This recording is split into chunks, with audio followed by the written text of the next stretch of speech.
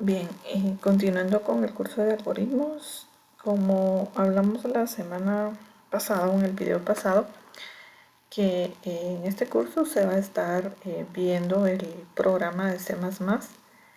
Este es el que se va a tomar como base en primera instancia, por lo tanto, todo lo que se esté reconociendo y dando a entender en este curso, y más que todo en este video, va a ser algunos temas básicos para poder resolver problemas y también esto para poder también incrementar la lógica de programación y a la vez poder entender cómo es que se trabaja en C++, que sería el objetivo primordial del curso. Anteriormente ya se resolvieron algunos problemas, ya se saben los pasos que se deben seguir para resolver problemas. Ahora lo que más interesa es ponerlos en práctica ya en la herramienta o en el IDE que se va a utilizar para programas en C++, y para ello es necesario conocer los temas indispensables o básicos que se tienen con respecto a el curso. Entonces vamos a ver los tipos de datos. Esto es muy importante en cuanto a la programación. Y los tipos de datos tenemos predefinidos y los tipos de datos que nosotros como programadores también podemos crear dentro del lenguaje. Los tipos de datos predefinidos son la base para la manipulación de los datos. Si hablamos de que son la base, porque cuando nosotros definimos las variables, posteriormente a la definición de variables viene la parte de los tipos de datos. Sabemos que cuando definimos las variables, cada una va a guardar un tipo de dato diferente. Se ha hablado anteriormente que los tipos básicos que nosotros debemos reconocer para un dato tenemos los de tipo numérico, que entre ellos tenemos los que tienen los decimales y los que no tienen punto decimal. Luego acá, si vemos el esquema, ¿verdad? Los tipos de datos básicos podrían ser los simples, háblese de los numéricos, como les digo, pueden ser decimales, enteros.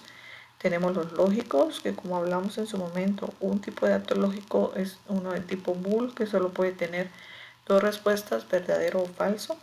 Y tenemos los alfanuméricos, que esta es una combinación entre signos, símbolos, tenemos letras y tenemos también números. Y a esto se le conoce como string. También lo podemos reconocer dentro del lenguaje como char. Estos son los tipos básicos que nosotros reconocemos en cuanto a los tipos de datos. Luego tenemos los estructurados, que estos básicamente son los que nosotros como programadores o como usuarios o los que estamos creando el programa los definimos. Y tenemos los comunes, ¿verdad? Que son los arreglos. Dentro de los arreglos conocemos los vectores y las matrices, que en su momento los vamos a ver. Tenemos también los registros, que son tipos de datos creados por el usuario. Tenemos los archivos y tenemos los apuntadores. Los apuntadores como tal no lo vamos a ver a profundidad, pero sí necesito que ustedes entiendan el concepto más adelante para que cuando ya los utilicen ustedes ya conozcan el término para poderlo utilizar. También en la clase pasada les hablé acerca de las expresiones dentro de la programación. Yo conozco, digamos, una línea de código. Posiblemente esa línea de código tenga una expresión o lo reconozca como una expresión. Y vemos acá, si se observa con determinación las instrucciones escritas en cualquier lenguaje de programación, notará que esta está llena de expresiones. Una expresión puede estar en una asignación, puede ser una expresión. Una instrucción de salida, por ejemplo un break, puede ser una expresión. Los límites y los saltos de un ciclo, desde los índices de conjuntos y arreglos de datos. Por ejemplo, acá tenemos los límites, ¿verdad? Tenemos desde 0 hasta 100. Esa parte también la podemos reconocer como una expresión. Las condiciones, si A mayor que B, esto es una expresión también. Los parámetros de su algoritmo, por ejemplo, lo que va dentro de paréntesis, eso también se reconoce como una expresión. Entonces, dentro de las expresiones tenemos aritméticas y tenemos lógicas. Las dos son utilizadas en programación, no quiere decir que una más que otra, sino que las dos, ¿verdad? Tenemos los operadores aritméticos, que son los que normalmente conocemos, como el más, como el menos, por el dividido. Y además de esto, tenemos el div, que es para realizar divisiones, lo mismo que digamos acá el signo para dividir, ¿verdad? Que sería la diagonal. Y tenemos el mod, que es el residuo. Esto lo expliqué en la clase pasada también, pero igual lo voy a volver a explicar acá para que ustedes sepan a qué se refiere. Tenemos operaciones div-mod. Los operadores aritméticos div-mod pueden ser aplicados únicamente a operadores con números enteros, ¿verdad? Porque realmente dividir en decimales pues no es lo más común. El resultado que producen también es número entero. Para el operador div, el resultado es la parte entera de la división. Si yo digo 4 dividido 2 es igual a 2, este 2 es el resultado que me daría div. Para el operador mod, ese resultado es el residuo de la división. Entonces, si yo tengo 4 dividido 2 es igual a 2, es el div. Y si yo digo 2 por 2, 4 menos 4, sería 0. El residuo de esa división es 0. Ese residuo va a ser igual a mod. Acá hay algunos ejemplos. 56 div 10, el div va a ser 5. 78 mod 7, el mod es 1. Menos 153 mod 50, el mod es menos 3. Y esa es la forma como trabaja el div y el mod. Tenemos las expresiones lógicas. Toda expresión lógica es aquella cuya evaluación general como resultado genera un valor lógico, es decir, verdadero o falso, como mencionaba, ¿verdad? Son booleanas porque nosotros solo podemos tener dos resultados, verdadero o falso. Tenemos acá un ejemplo. 5 mayor que 3 es una expresión lógica con valor verdadero. ¿Sí?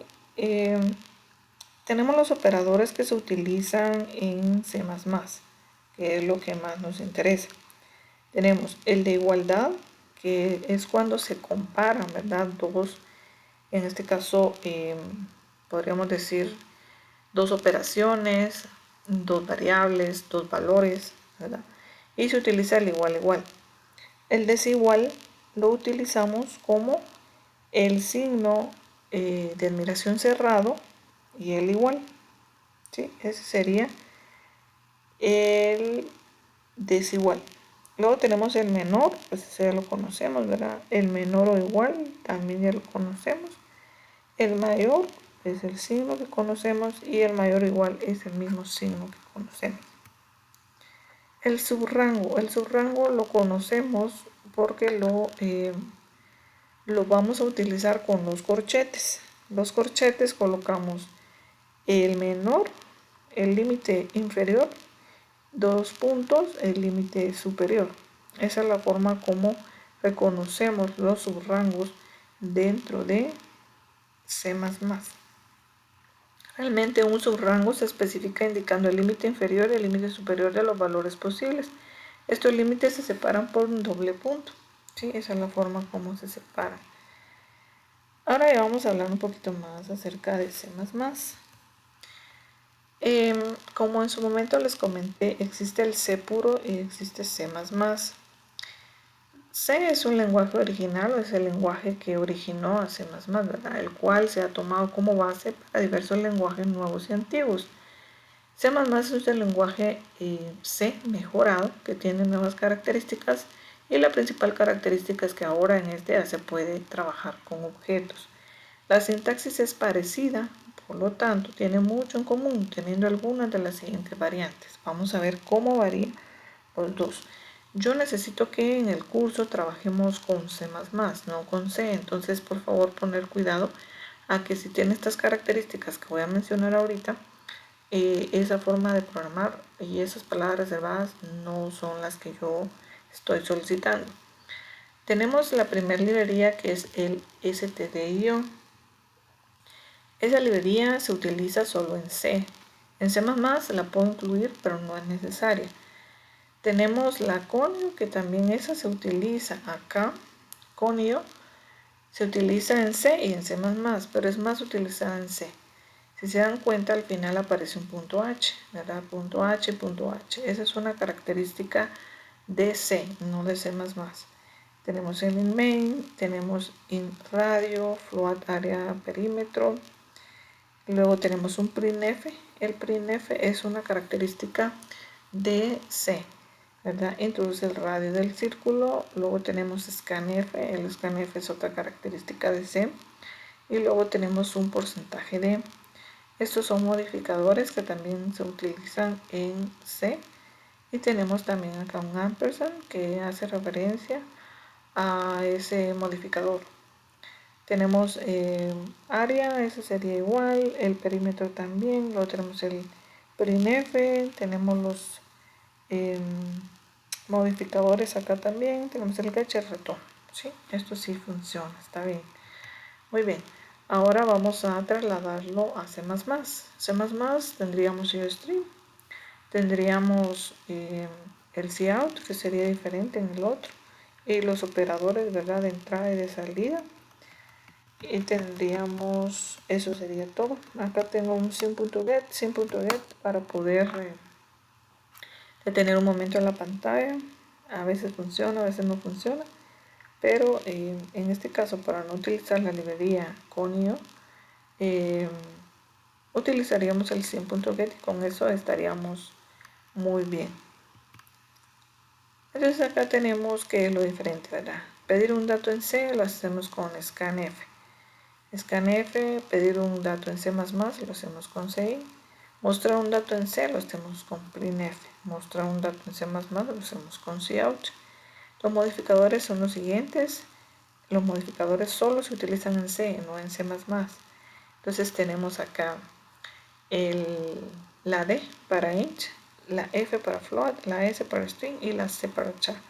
Esas son las que se utilizan, ¿verdad? Pero en realidad yo eso no quiero que lo utilicen, yo quiero que utilicen todo lo que concierne a C++. Por simple convención, las librerías en C terminan en .h. Todas las librerías de C sirven para C++. Sin embargo, también hay, por convención, se elimina la terminación .h y mejor se agrega la C al principio. Por ejemplo, math.h en C++ se conoce como cmath o como math. String.h en C++ se conoce como cstring o string. Time.h, setTime o time, ¿sí? Esa es la forma o la diferencia entre C y C++. El operador módulo en C++, nosotros conocemos que mod lo vamos a reconocer dentro de C++ con el signo de el porcentaje. Es un operador binario y tiene sentido solo para números enteros. Se utiliza de la siguiente manera. Sean A y B dos números enteros, si realizamos la operación A módulo B, el resultado que tenemos será el resto de la división entre A y B, que es exactamente lo que acabo de explicar. El módulo lo que va a guardar es el residuo de una división, eso es lo que va a hacer. Y básicamente cuando utilizo el módulo, lo utilizo cuando voy a identificar un par de un impar, tal como se realizó un ejercicio anterior. Si yo divido, por ejemplo, el número que ingresó el usuario dentro de 2 o mod 2, ¿qué es lo que va a pasar? El residuo siempre va a ser 0 o va a ser 1. Y depende, si es 0 va a ser par y si es 1 va a ser impar. Es la forma como lo trabajamos. Acá está el programa, ¿verdad? También acá tenemos una librería de más, está la librería string. La string no se debe utilizar acá porque no estoy utilizando ninguna variable de tipo cadena, entonces esa librería está de más. ¿Por qué se dejó en este ejemplo? Para que se den cuenta que la librería, yo puedo agregar n cantidad de librerías que aunque no las utilice, está correcto que las agregue, no me da ningún error. Pero como buena práctica de programación, si no voy a utilizar una librería, es mejor no agregar. Muchos alumnos lo que hacen es que, por si acaso, agregan un montón de librerías, pero debemos saber para qué nos sirven las librerías y solo agregarlos en el momento que sean necesarias. ¿Sí? Acá está este programa, como les comenté, ya se había realizado anteriormente, solo es para efectos de ejemplo. Los bloques de sentencia. Un bloque de sentencia es un conjunto de instrucciones englobados bajo llaves. Cuando nosotros iniciamos un programa en C++, el inicio se reconoce con una llave y el fin se reconoce con otra llave. Es por eso que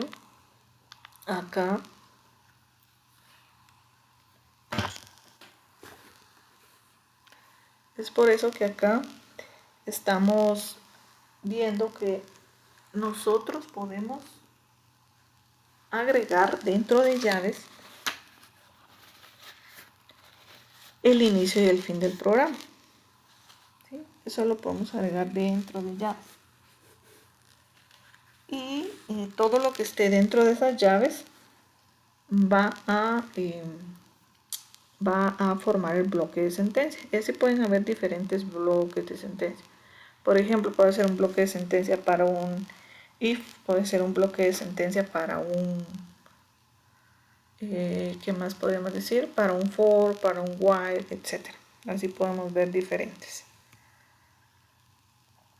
Luego tenemos operadores relacionales y lógicos. Se define el tipo bool, que tiene dos literales, falso y verdadero, lo que acabo de explicar.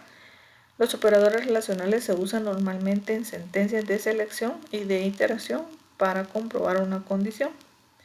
Y tenemos acá los comunes, ¿verdad? El igual, el no igual, tenemos el mayor que, menor que, mayor o igual que, menor o igual que. ¿Sí? Y se trabaja básicamente por expresión, ¿verdad? Acá tenemos la expresión x menor a 5.75, b por b mayor o igual a 5.0 por a por c. ¿Sí? Entonces, es la forma común como hemos trabajado, como se han trabajado diferentes expresiones acá dentro de C++, ¿verdad? Utilizando estos operadores. Además de eso, tenemos los operadores que se miran en rojo acá, y son operadores lógicos. Tenemos el NOT, que lo representamos con el signo de admiración cerrado. Tenemos el AND, que lo representamos con doble ampersand. Y tenemos el OR, que lo representamos con doble pipe.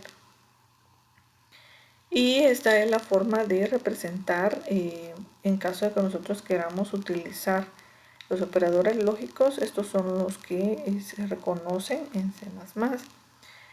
El operador AND produce verdadero solo si ambos operandos son verdaderos. Si cualquiera de los operandos es falso, produce falso. Ustedes ya lo saben.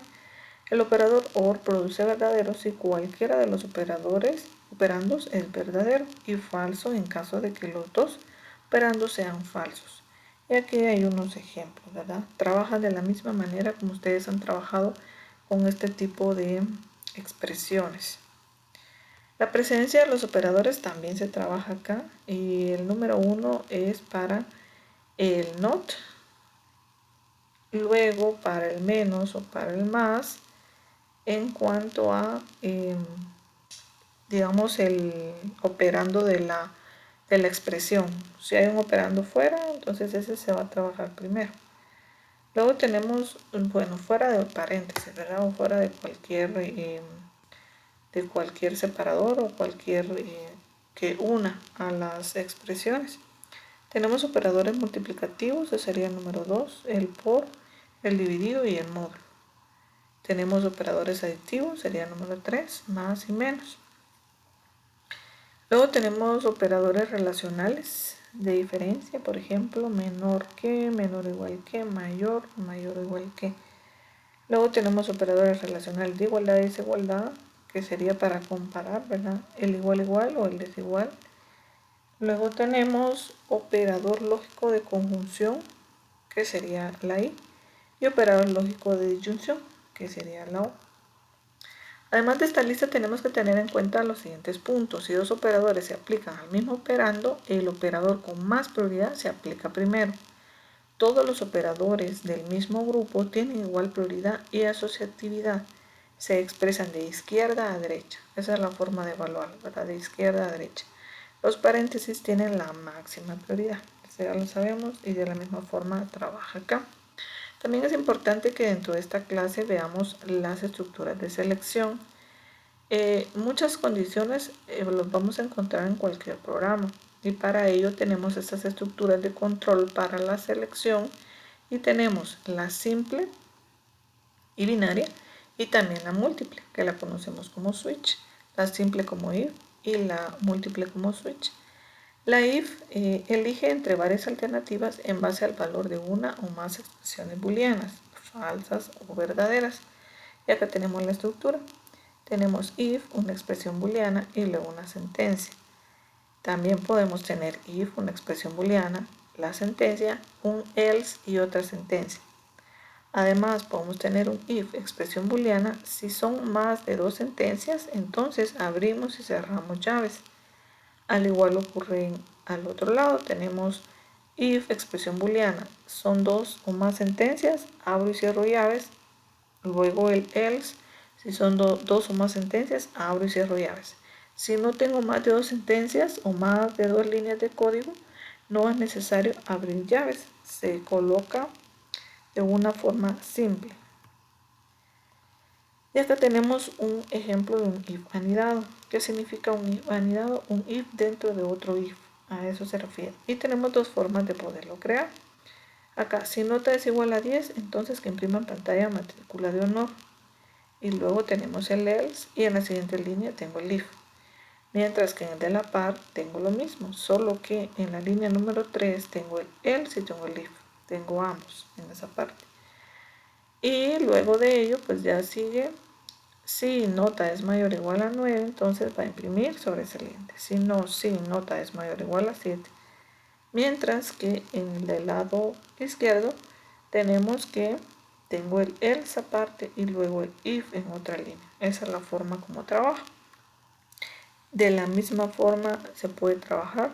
Ustedes eligen cuál es la que mejor les parece.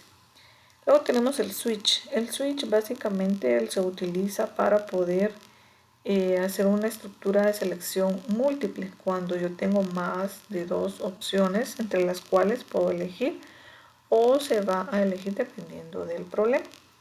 Entonces, para poder trabajar con el switch vamos a trabajar de esta manera. La estructura del switch es que coloco switch dentro de paréntesis, voy a colocar la variable que estoy evaluando. Esa variable que estoy evaluando voy a identificar si esa variable coincide con algunos de los case que aparecen acá. En caso de que esa variable sea igual a más, entonces el resultado va a ser igual a A más B. Y luego encontramos un break. El break significa que sale de toda esta estructura y sigue con las líneas de código que están abajo del final de este switch. Si yo no coloco este break, entonces va a seguir evaluando case por case, aunque ya he encontrado el valor de la variable.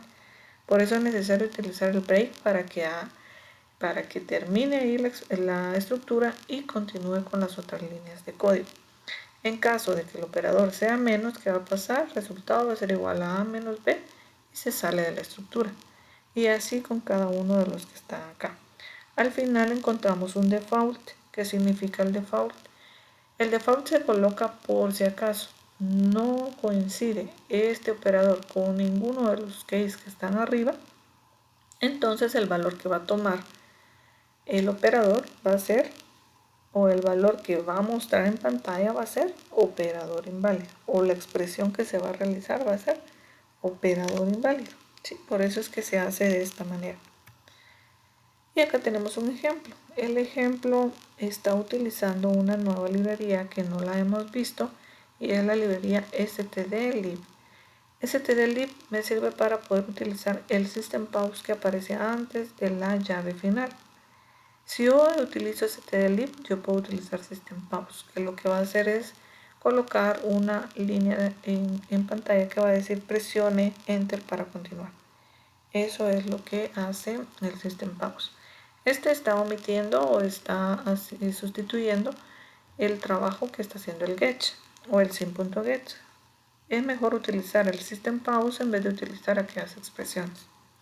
Entonces acá tenemos una variable que se llama string y una variable de tipo string que se llama password y se le está agregando un valor de 0 o un valor nulo. Luego escribimos en pantalla ingrese la contraseña y lo vamos a guardar dentro de la variable password. Si password es igual a mi clave, entonces ¿qué va a pasar? Va a pasar que la contraseña es correcta y me va a colocar en pantalla contraseña correcta, punto, bienvenido. Si no, lo que va a hacer es que me va a colocar en pantalla contraseña incorrecta y se va a salir del programa. Esto es lo único que hace este programita. Ustedes lo pueden teclear y lo pueden probar, sería genial. Luego tenemos el switch que es lo que hace. Acá tenemos una variable que se llama opción y es de tipo entero, va a ser igual a 0. Luego en la pantalla va a aparecer ingrese la opción a ejecutar y lo va a guardar dentro de opción. Luego se va a evaluar qué valor tiene esa variable opción con el switch. En caso de que la variable opción sea igual a 1, entonces en pantalla va a aparecer usted ha seleccionado la opción 1 y se sale de la estructura. Si no es igual a 1, entonces